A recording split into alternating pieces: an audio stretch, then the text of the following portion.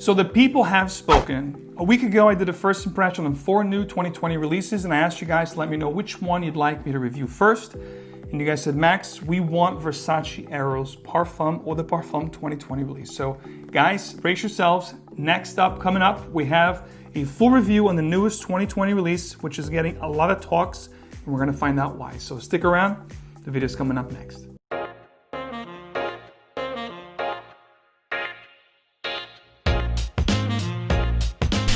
What's up, guys? So today we're going to talk about another Eau de Parfum release. It's been the year of Eau de Parfum flankers. Every single designer, major brand has released an Eau de Parfum fragrance. Today, of course, the new VERSACE Eros Eau de Parfum, released in 2020, just a couple months ago. We have the original 2012 release of VERSACE Eros EDT.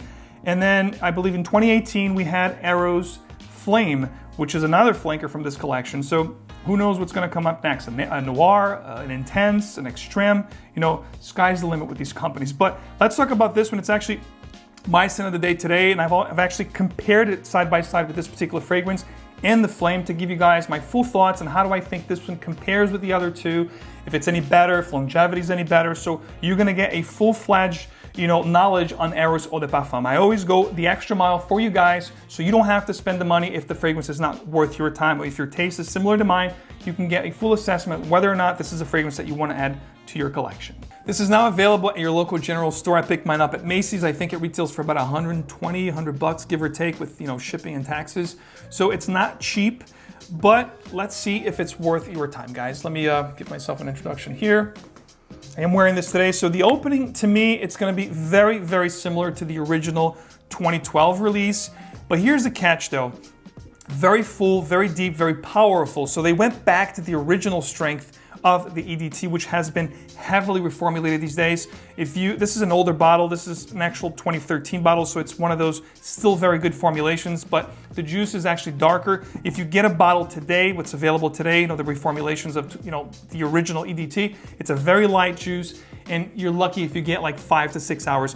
This particular one gave me 12 plus, and it still does to this day, and I compared the two side by side. The new Eau de Parfum went back to the origins. So it went back to the powerful and the strength that it had with the original, which to me is a good thing. If you guys were, hurting from not having this particular fragrance. In fact, I've said this before, and this is making a ton of my top 10, for fall and winter and, colder months rotation, because I think it's a better scent altogether. I think it's a little bit more sophisticated, a little bit more well done than this one here. I think this could be a little bit off-putting, a little bit too strong sometimes, but let's go back to the EDP here. So I like the fact that it is strong, deeper, kind of like what this was, but there are some fine and minute changes that you'll detect, especially if you own the original. When you spray them side by side, you can clearly see that there was some stuff that was put in here that made this a little better.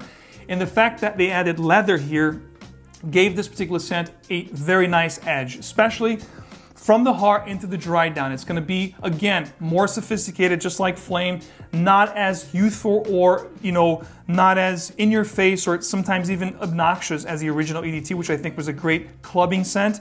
This one here has that initial blast like the original EDT, but then when you get into the hour mark, into the Drydown, it takes a turn for a more sophisticated scent with that leather accord that I'm talking about. So essentially, you're gonna get all the elements that you get with the original. That spicy mint with the vanilla, the amber, the tonka. There were a couple, 3 to be exact, scent profiles or blends that were created for this particular fragrance, which is patchouli or pour, vetiver or pour, and there's a amber max accord that was created particularly for this fragrance. And you can see that difference from the heart into the Drydown, which really amplifies the scent, makes it long lasting, a little bit more sophisticated. I love what they did here. I think it's definitely one of the best releases of this year when you're looking at performance. And I've also enjoyed that they've achieved the power that this particular fragrance had with this fragrance, plus those minute changes that made it for a different scent. But all in all, I'd say they share 85 to 90% similarities, and about that 10-15%, which are the difference that I talked about, will give the scent perhaps an edge. If you don't own this one, check this out. If you already have the original, especially the older formulation, this could be a redundant purchase. But I think, as always, the best thing to do is for you to actually try it on your skin, see how you like it, even compare it with this one. Because from what's out there today, the current formulation, I would much rather get the Eau de Parfum. I think you're gonna get a better scent altogether, which is also gonna be longer lasting, which let's talk about that right now. performance was actually through the roof with this fragrance. It gave me 10 plus hours. And what I love about this is when I spray my clothes, it projected very strong for the first 2 to 3 hours. And on skin, even after I took a shower, I could still detect the fragrance. Of course, I had to get my nose in there, but the fragrance was still there. So the Eau de Parfum is very conducive of this concentration. It's gonna be very long lasting on skin. It's gonna project quite nice for the first couple hours. So longevity, not an issue here. Is it worth $100+? It's for you to decide. This would probably be at discounters very soon, so perhaps wait for it to hit discounters. You don't have to pick it up retail like I did to give you guys my thoughts on this, which is what I do. But wait a couple of months, customary to fragrances to hit discounter. Perhaps you can pick this up for 50, 60, 70% off retail price. And I think it's a great purchase at that point. Just like the original, I think seasons for this one, just like the original Eros Flame, I think this particular scent profile as a whole is greater for colder weather. So I'd say early spring, fall, and winter for this fragrance to shine the best, especially with the darker components here, the patchouli, the sandalwood, the tonka.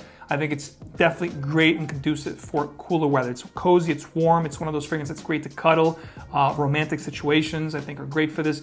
Evening wear, I would mostly wear this for evening wear, going out, romantic settings, if you have a date, if you want to go out clubbing, dancing, I think this has all the necessary elements and components to shine in the colder and evening settings. Let me know if you guys enjoy this particular scent profile, this Eros collection from Versace. If you own the EDT, if you have tried the Eau de Parfum, if you're looking forward, are you excited about this one? Guys, please sound off in the comments. Let me know how you think it compares with Flame. In my opinion, I still like Flame the best. I think this was a great creation. Eros Flame is an Eau de Parfum. I'm hoping that they'll create like an Eros Flame Intense or Extreme, because I do like the scent profile better than the original. I think it's a little bit more mature, a little more sophisticated. I really enjoy this one. But all in all, this is a good release. I think it's a good one for 2020. A nice iteration, if you will.